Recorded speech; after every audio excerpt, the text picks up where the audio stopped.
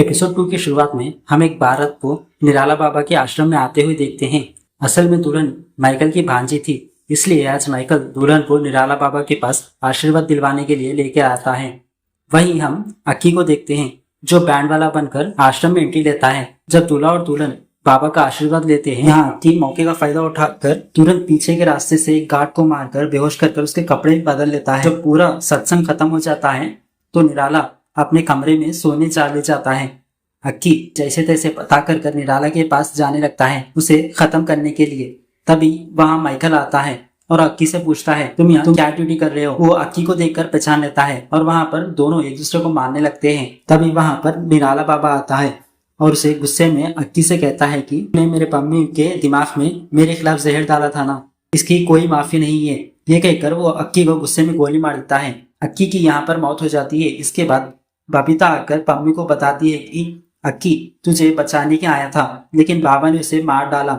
यह सुनकर पम्मी ऐसे रिएक्ट करती है जैसे उसे कोई फर्क नहीं पड़ता, लेकिन बबीता के जाने के बाद पम्मी खुद को संभाल नहीं पाती और बुरी तरह से रोने लगती है। फिर वो उजागर के लिए एक लेटर लिखती है, मैं अक्की से प्यार करती हूँ इसलिए उसे खुद से दूर किया था, क्योंकि मेरे करीबों को तो बाबा पहले ही मार चुका है, लेकिन वो पागल मेरे पीछे यहाँ तक आ गया और मैं उसे बचा नहीं पाई। फिर यहाँ जब उजागर अक्की की लाश देखता है तो उसे बहुत दुख होता है और वो रोने लगता है। जिसके बाद ये लोग अक्की का अंतिम संस्कार कर रहे होते हैं।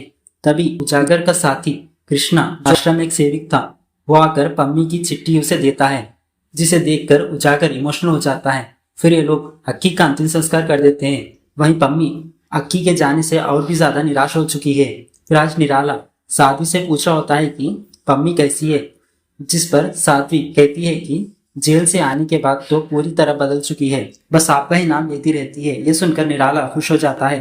अगले दिन बाबा मनसुख की पुण्य तिथि होती है तो पूजा में पम्मी भी जाने के लिए कह रही थी, जिस पर गार्ड जब साध्वी से पूछता है तो वो मान जाती है।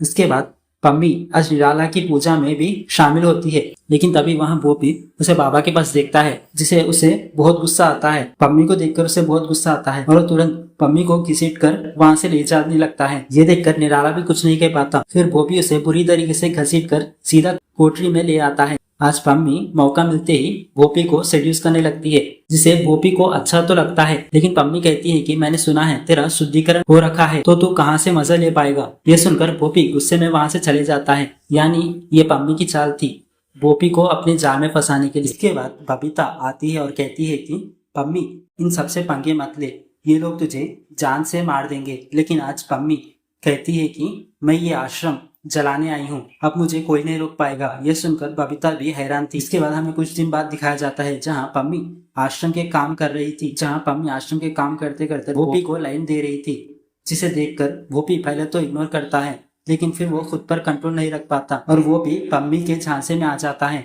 कुछ ही दिनों में गोपी उसे जेल से बाहर काम करने की इजाजत देता है। ये देखकर साध्वी भी हैरान थी, आखिर गोपी का गुस्सा ऐसे कैसे शांत हो गया। इसके बाद पम्मी कुछ दिनों तक यही ट्रिक आजमाती रहती है गोपी को अपने जाल में फंसाने की। फिर एक दिन वो सीधा गोपी को इशारा देती है और अपने पीछे बुलाती है और एक कमरे में और उसके साथ करीब आ जाती है। तब गोपी कहता है कि मेरा कोई शुद्धिकरण नहीं हुआ है और वो फिर पम्मी के साथ एंजॉय करता है। जिसके बाद पम्मी गोपी को सर पर चढ़ाती है और कहती है कि आप तो निराला बाबा से भी ज्यादा बड़े मर्द हो। यह सुनकर गोपी खुश हो जाता है। यही पम्मी की ट्रिक काम करती है। यहाँ पर एपिसोड 2 खत्म हो जाता है।